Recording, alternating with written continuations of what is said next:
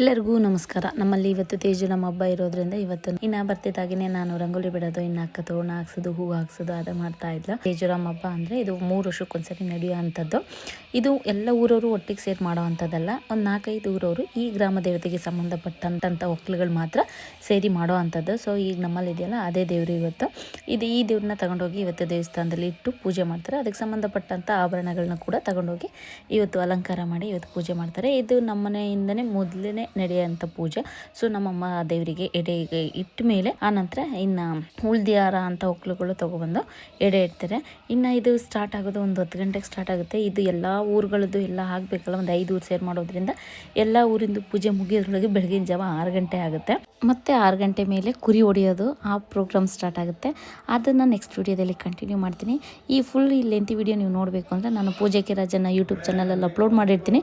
Interest ಇದ್ದವರು ಹೋಗಿ check ಮಾಡ್ಬೋದು. ಎಲ್ರಿಗೂ ಧನ್ಯವಾದಗಳು.